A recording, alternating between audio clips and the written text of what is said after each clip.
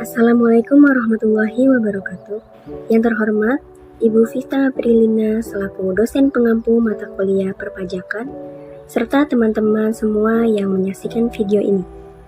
Perkenalkan, saya Yulita Nurhasanah sebagai pemateri pertama dan teman saya Naili Asnal Muna sebagai pemateri kedua.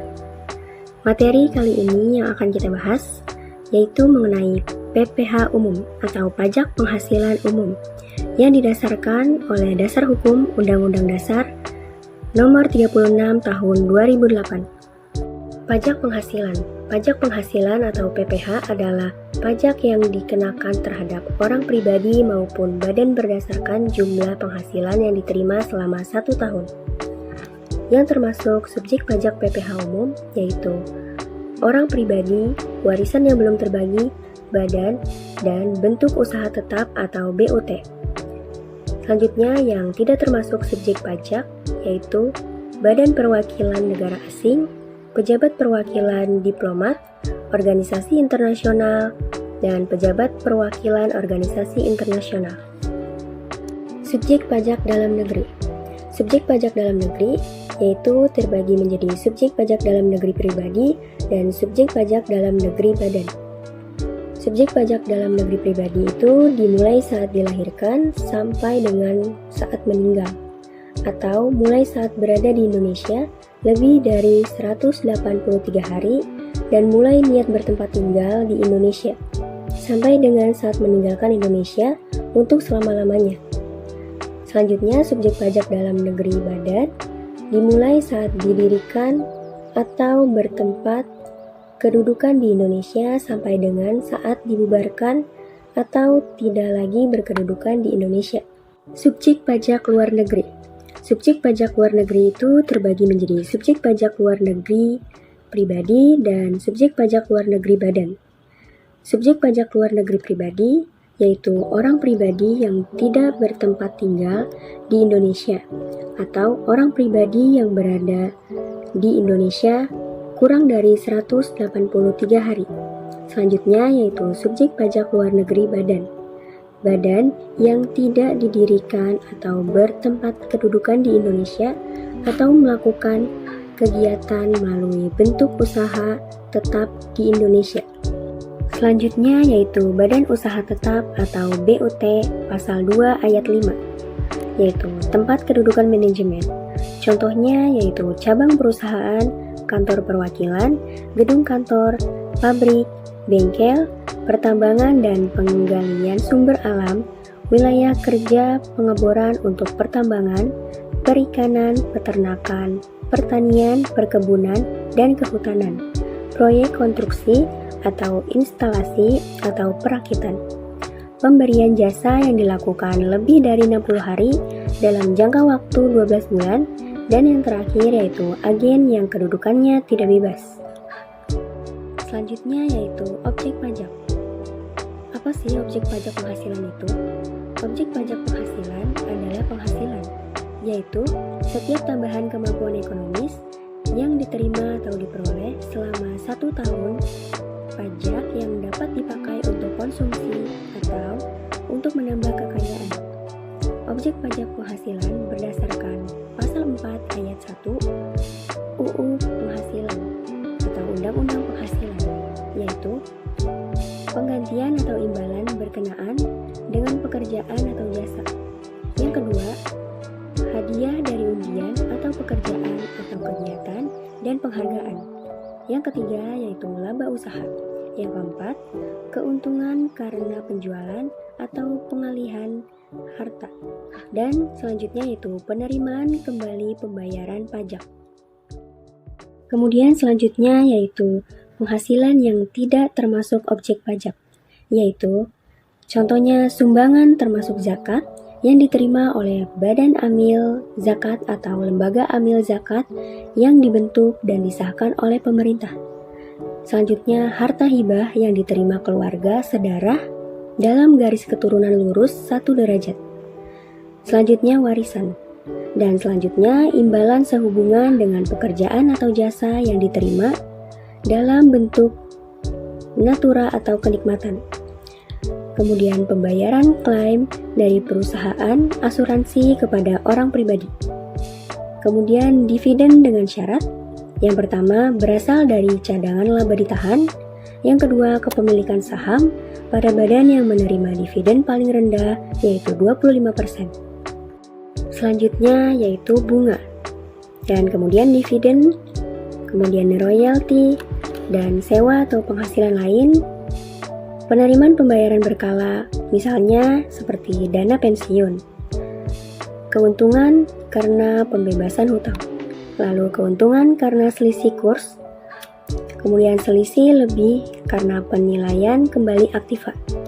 Lalu iuran yang diterima, perkumpulan sepanjang ditentukan berdasarkan yaitu volume atau pekerjaan bebas anggotanya. Kemudian tambahan kekayaan neto dari penghasilan yang belum dikenakan pajak. Selanjutnya ada penghasilan yang tidak termasuk objek pajak. Yang pertama yaitu iuran yang diterima dana pensiun yang pendiriannya disahkan oleh Menteri Keuangan. Yang kedua, bagian laba yang diterima anggota dari CV, persekutuan, perkumpulan, firma, dan kongsi yang modalnya tidak terbagi atas saham. Selanjutnya beasiswa. Dan kemudian sisa lebih dari lembaga nirlaba yang bergerak di bidang pendidikan dan atau bidang penelitian dan pengembangan yang ditanamkan kembali dalam bentuk sarana dan prasarana. Dan yang terakhir yaitu santunan yang dibayarkan oleh BPJS. Tidak kena pajak PTKP. PTKP untuk karyawan atau pegawai tetap. Untuk WP pribadi sebesar 24.300 per tahun. 2 tambahan untuk istri sebesar 2.025.000 per tahun. 3 tambahan untuk anak atau tanggungan saudara dan semenda dalam garis lurus ataupun anak angkat yang menjadi tanggungan penuh.